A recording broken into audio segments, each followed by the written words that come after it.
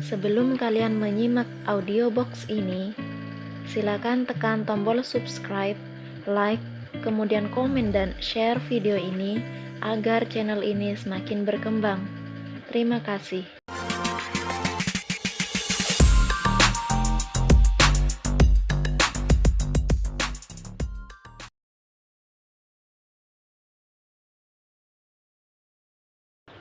Nggak mau masuk dulu, Den. Atas tawaran itu, Dennis menggeleng. Daniar tersenyum memberi pengertian.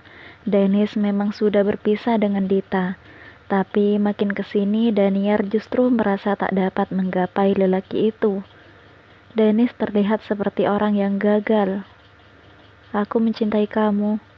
Daniar mengecup pipi Dennis, sekadar mengingatkan Dennis bahwa ia ada di sana. Sekadar meluruskan keputusan Dennis bahwa ia berpisah dengan istrinya adalah untuk cinta mereka berdua. Setiap mendengar pernyataan itu, ada bagian di hati Dennis yang merasa tidak tepat. Bagian itu harusnya terasa penuh karena cinta dari Daniar. Nyatanya, malah kosong yang ia rasakan. Dennis telah berusaha untuk memantapkan diri atas keputusan Dita yang mengajukan cerai. Sudah beberapa hari ini ia tak bertemu Dita. Ia berusaha membiasakan diri, berusaha untuk membulatkan keinginannya untuk bersama Daniar. Sayangnya Dennis merasa dirinya belum juga berhasil. Tak peduli sudah berapa kali Daniar menyatakan cinta, tak peduli berapa banyak perhatian yang perempuan itu berikan, tak peduli pula bahwa Daniar telah rela menyerahkan diri padanya seandainya ia mau memiliki perempuan itu seutuhnya. Aku pulang dulu. Iya, hati-hati.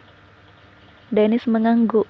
Ia berjalan menjauh dari depan pintu apartemen Daniar. Karena perpisahannya dengan Dita, orang tuanya marah besar. Semua orang kecewa atas keputusan mereka. Sampai saat ini, Mama dan Papa belum mau menyapanya. Beliau mendiamkan Dennis, tak peduli seberapa keras Dennis berusaha untuk mendapatkan maaf. Dennis telah membuat keluarganya sendiri malu. Pukulan lain juga berasal dari sekolah. Entah dari mana adik-adik kelas Dita tahu bahwa Dita meminta cerai karena alasan perselingkuhan. Dennis pun tak tahu. Yang jelas seluruh warga sekolah seolah kehilangan respek padanya. Ini adalah hukuman sosial yang dia terima atas perbuatannya sendiri. Dennis butuh waktu. Itulah yang menjadi pegangannya semenjak Dita pergi. Ia benar-benar butuh waktu untuk memahami perasaannya, agar ia tahu kepada siapa sebenarnya hatinya telah tertambat. Dan sejauh ini, rasa kehilangan akan Dita jauh lebih menguasai dirinya.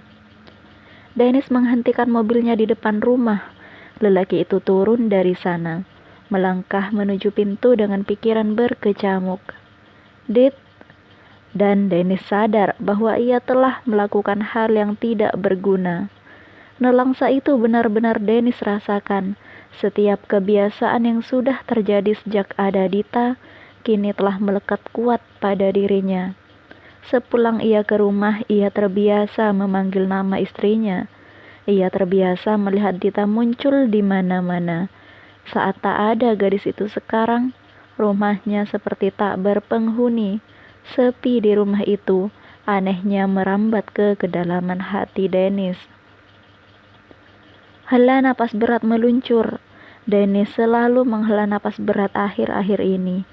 Lelaki itu naik ke kamarnya, kamar yang ditempatinya dengan Dita. Padahal kamar itu luas dan berjendela besar, tapi terasa pengap dan berdebu hingga rongga dadanya terasa sesak. Dennis berdecak. Dengan cepat menyeberangi ruangan dan masuk ke kamar mandi. Bahkan di kamar mandi pun bayangan Dita tetap mengganggu. Dennis tak akan lupa berapa banyak waktu yang dihabiskannya untuk bersama dengan istrinya di kamar mandi. Dennis berdiri dengan shower menyala. Air dingin mengguyur kepalanya yang terasa panas. Ia menunduk, memperhatikan rintikan air yang menghujani tubuhnya dan mengalir di lantai. Lagi, Ia menghela napas berat. Ini lebih sulit dari dugaannya. Ia bertanya-tanya tentang lelaki macam apakah dirinya, sampai-sampai tak bisa membuat keputusan yang tepat. Ia begitu plin-plan dan tidak bisa mengatasi masalah, bahkan tak bisa mempertahankan rumah tangganya. Setelah ini semua, apakah ia merasa bahagia? Dennis mengusap wajahnya dengan kasar. Kali ini ia menengadah. Air dari pancuran itu menampar wajahnya dan sedikit membuatnya perih. Namun Dennis tak ingin segera beranjak. Saat ini ia hanya ingin diam di bawah pancuran air dingin yang semoga saja juga dapat mendinginkan kepalanya. Perkataannya Dennis hianati sendiri, padahal ia telah berjanji untuk membuat Dita bahagia. Ia meyakinkan Papa Dita bahwa ia akan menangani Dita dengan baik. Jangankan menangani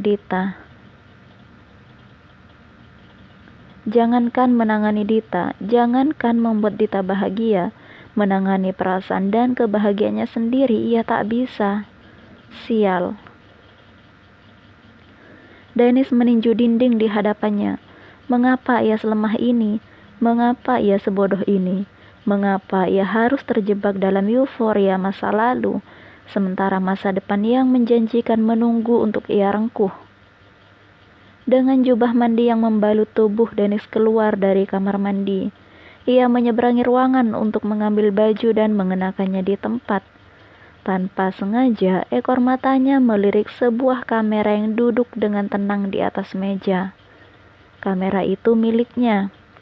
Dalam sepersekian detik, ia sudah mengambil kamera itu dan memindahkan isinya ke laptop.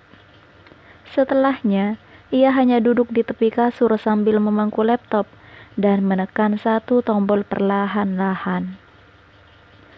Satu persatu foto Dita muncul di layar laptopnya. Kebanyakan adalah foto saat mereka berbulan madu. Dulu, Dennis hanya senang membidiknya. Sekarang, ia merasa semua foto itu amat berharga. Di satu foto saat Dita berbincang dengan ibu-ibu pemetik teh, Dennis tersenyum. Ia memperbesar foto itu, memfokuskannya ke wajah ayu Dita yang tampak begitu riang. Dosakah aku jika kukatakan aku sangat merindukanmu, Dita? Lain Dennis, lain pula Dita. Tentu saja Dita merasa patah hati. Ini adalah hari ke-8 jika perhitungannya tepat sejak dirinya dipulangkan oleh Dennis. Walau patah hati, Dita tetap berusaha tersenyum. Namun sebisa apapun kedua bibirnya melengkung ke atas, selalu ada bagian yang membuat senyum itu tak sampai ke matanya. Dita tetap pergi kuliah. Aktivitasnya hanya itu-itu saja. Sepulang kuliah, ia hanya akan mendekam di kamar sampai lelah dan bosan. Ia selalu memandangi foto Dennis yang belum juga dilepasnya dari dinding, tepat seperti yang dilakukannya saat ini. Jarum jam mini di nakas sudah menunjukkan pukul 10:30. Malam telah larut, tapi Dita tak bisa memejamkan mata. Memang hal itulah yang selalu terjadi seminggu belakangan. Terbiasa tidur di sebelah suaminya, membuat Dita merasa amat kehilangan. Dita turun dari tempat tidurnya. Setelah mengenakan alas kaki berupa sandal bulu berwarna coklat, ia melangkah ke dekat dinding. Dirabanya foto-foto Dennis perlahan. Senyum tipisnya terulas. Sungguh, Dita sangat merindukannya. Ia ketakutan akan perasaannya sendiri. Bagaimana jika ia tak bisa menghapus perasaan itu? Berdosakah dirinya bila mencintai laki-laki yang mencintai perempuan lain? Perlahan, Dita menarik foto itu terlepas dari dinding dan membiarkannya jatuh ke lantai. Satu persatu ditariknya lembar-lembar itu, menyusul lembaran lain yang tergeletak tanpa nyawa. Air mata Dita merebak. Begitu lembar terakhir terlepas, tubuhnya terkulai. Ia terduduk di antara lembaran foto itu. Tangannya membekap mulut, meredam tangis yang tak bisa ia tahan. Cinta itu tidak hanya tentang hati, tapi juga tentang logika. Ketika hati dan logika kamu berperang, itulah saat yang paling rentan bagi kamu untuk memilih antara bangkit atau menyerah. Perkataan Dennis di awal kedekatan terngiang di kepalanya. Dita tersenyum miris. Benar yang Dennis ucapkan, hati dan logikanya berperang sekarang. Mereka beradu pendapat, dan Dita memutuskan bahwa dirinya berakhir pada satu keputusan, melupakan Dennis Maheswara. Dita memejamkan matanya erat-erat, wajahnya tenggelam di antara kedua lututnya yang ditekuk. Ia pikir ia masih bisa memberi Dennis kesempatan, andai saja Dennis datang padanya dan memintanya kembali. Banyak hal yang perlu dipertimbangkan ulang. Namun, Dennis tak menunjukkan batang hidungnya. Dita tersenyum miris. Mungkin 8 hari belakangan hanya dirinya yang merindu. Tidak dengan Dennis.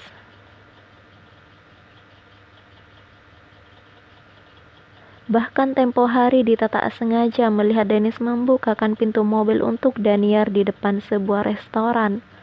Laki-laki itu tampak biasa saja. Ya, barangkali memang inilah keharusan yang terjadi di antara mereka. Dita tak akan menyesali keputusannya untuk berpisah dengan Dennis. Tidak sejak saat ini. Banyak hal yang harus lebih ia prioritaskan daripada laki-laki yang tidak bertanggung jawab seperti Dennis. Dita mengambil salah satu lembar foto secara acak. Itu adalah foto Dennis yang tengah menunduk. Dita mengambilnya diam-diam saat Dennis sedang mengoreksi jawaban di kelas kala itu. Kenapa sulit sekali melupakan kamu, A? Aku sudah bertekad untuk melakukannya, tapi kamu masih aja melekat di pikiranku. Ujarnya pelan. Dita menarik napas dalam dan mengembuskannya. Sulit sekali rasanya memutuskan untuk melupakan Dennis. Meski begitu, ia harus bisa kan? Dan yang tak Dita tahu, ada hati yang lebih patah dari hatinya. Hati seorang ayah yang melihat kegagalan rumah tangga putri tunggalnya yang masih belia. Pranata menutup rapat pintu kamar anak perempuannya pelan-pelan. Rasa bersalah menggerogoti dirinya dari dalam. Dia merasa menjadi ayah yang gagal untuk membahagiakan putrinya. Gagal memilihkan calon yang baik untuk Dita. Rasa sakit di hatinya sungguh tak tertahankan. Tangisnya dia tahan di dalam dada menyaksikan putrinya kerap tenggelam dalam larutan duka yang mendalam. Kalau ada satu saja hal yang bisa Pranata lakukan untuk mengembalikan senyum Dita, dia akan melakukannya. Kalau saja ada satu kesempatan untuk mengulang masa lalu, tak akan dibiarkannya Dita jatuh ke tangan lelaki yang tidak bisa bertanggung jawab. Dan kesalahan itu tak akan dia ulangi lagi. Tidak untuk yang kedua kali.